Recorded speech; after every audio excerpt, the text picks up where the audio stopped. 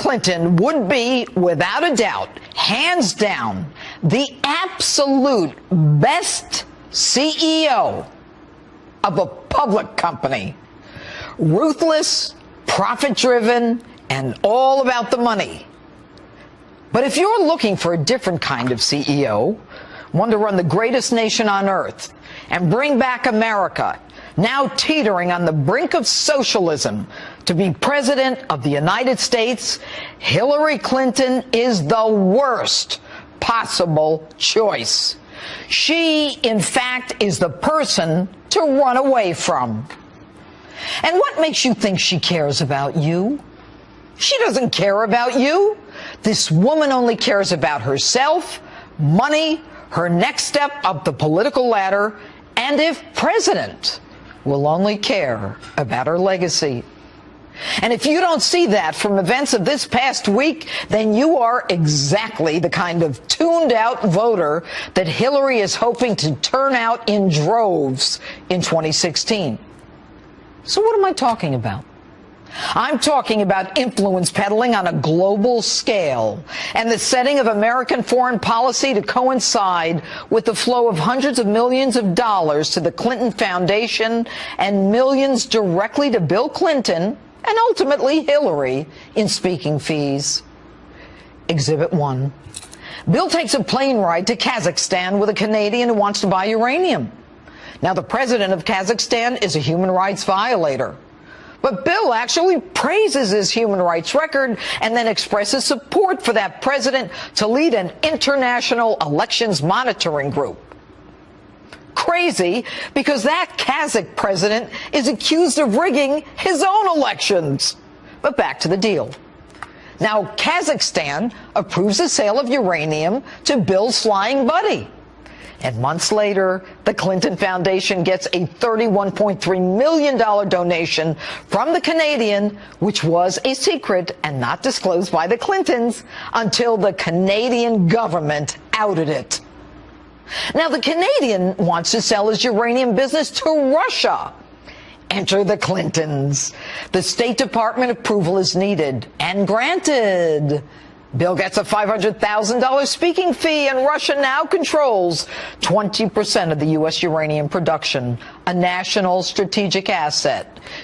That very same Russian company, Uranium One, made a $2.35 million contribution to the Clinton Foundation, not disclosed by the Clintons. Now, Hillary has always been against foreign governments controlling U.S. strategic assets like ports. We believe that no foreign government should control our ports. But Hillary has a change of heart after huge amounts of cash, both reported and unreported, flow into the Clinton Foundation. Russia, the same country that sends uranium to Iran, which aspires to build its own nuclear weapon, now controls a great deal of American uranium. Exhibit 2.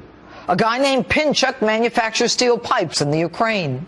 He and Bill become fast friends. His company does business with Iran, violating U.S. trade sanctions.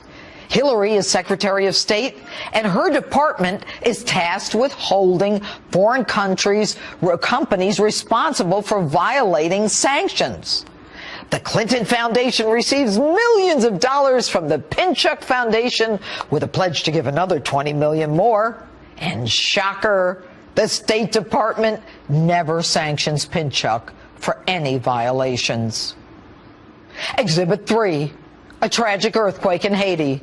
316,000 people die. Hillary there within days, as is Bill. As people dig bodies out of buildings, Bill promoting a wireless phone system for Haiti. His good friend Dennis O'Brien, a man of virtually no digital experience, receives a grant to create that very system. And a man previously unknown to Haiti is now the biggest player in mobile phones in that country. Now, folks, there's no question that Bill Clinton's speaking fees tripled and quadrupled when Hillary was Secretary of State, while the contributors who stood to profit from Hillary's influence at the State Department employed Bill. Historically, Prosecutors have looked for quid pro quos from politicians when they deliver to constituents or contributors. Politicians doing business for themselves and lining their own pockets is the essence of public corruption. Not only were contributions to the foundation and speaking fees to Bill made, but in many of these deals, both Hillary and Bill were in the subject foreign country at the same time, wheeling and dealing. She wielding American diplomacy, and he receiving speaking fees of $500,000 to $750,000, and their foundation, the huge beneficiary of hundreds of millions of dollars, some reported and some not.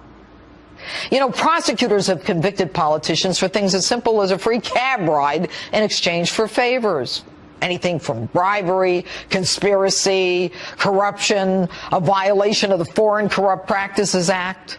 Whenever an American government official accepts gifts intended to curry favor, he crosses the line. Now, Bill and Hillary, if you'll remember, started with nothing. Bill is now the wealthiest ex-president in the United States. Might it be because Hillary greased the skids, after which Bill accepted massive gratuities? Many think we may never know, because she refuses to give up that private email server. And therefore, there's no smoking gun. But I have news for you, folks. A jury can infer guilt from benefits received and subsequent favorable treatment. And FBI Director Jim Comey, a former United States attorney, knows this. He knows what needs to be done. He simply needs to follow the money. Audits of Bill's tax returns, Hillary's tax returns, joint returns. And they're already refiling 5 years of tax returns for their foundation. Now, most people I know who refile tax returns get indicted and go to jail. How do you go from dead broke to filthy rich? Why would you not recuse yourself as Secretary of State when there is a conflict of interest or even the appearance of one? You know, Hillary Clinton's life has always been about the money. From Whitewater to cattle futures to leaving the White House with whatever china she could take. As a prosecutor, I can tell you it's always about money or women, and the Clintons have both. And when I hear things like, oh, everybody does it, my back goes up. I am tired of people defining political deviancy down because it's being committed by a member of their party. And my back goes up when I hear that Russia, because of the Clintons, now controls a great deal of America's uranium. You know, there is a name for people who are willing to sell out their country for cash. And that's my open. Tell me what you think on my Facebook page or Twitter at Judge Jeanine, #JusticeOpen. What I sought to do, Tucker, was to ensure that we had these issues on the table, and I made sure that our candidates, I didn't want them blindsided. That's what I admitted to. That's what I, look, what WikiLeaks put out. That's the greatest spin I've ever heard. I didn't want them blindsided. Hey. That's so good. You should do this for a living. That is hilarious. Leaked the questions to a candidate because she didn't want her blindsided. Mark Stein is an author and columnist. He's seen plenty of political scandals in his long career. And was watching that. I'm sorry, I don't typically laugh in the middle of an interview, but I didn't want them blindsided. She didn't answer my question, which it's hard to believe that nobody knew that had happened. I mean, maybe nobody did, but it's hard to believe that. Well, she answered with one of the all-time great lines in the history of broadcasting. She said, "You should have seen the things I leaked to Martin O'Malley." And actually, I would like to see that, because I believe that's actually a big box of nothing. I don't believe, I like her as much as everyone likes her. And you should go fishing with her. I'd rather go fishing with Donna Brazile than go fishing with Hillary Clinton, because you get the feeling you'll be sleeping with the fishes by the end of the afternoon if you go fishing with Hillary. But I do not, she says a lot of, I do not believe that Martin O'Malley was, his email account was buzzing with helpful non-blindsiding leaks from Donna Brazile. Kind of hard to imagine that. It's interesting, though, the venom that has come out from Democrats since this book emerged. I mean, look, Hillary lost. It was obviously a massive failure on her part. That's not hidden. The Democrats know that. And yet, Democrat after Democrat has said, and many in the media basically, why would you betray the party? Especially before a critical election, yesterday's election. They were infuriated by the timing of this. Kind of a Stalinist response, I thought. Well, that's the great advantage that party has always had since the Clinton years.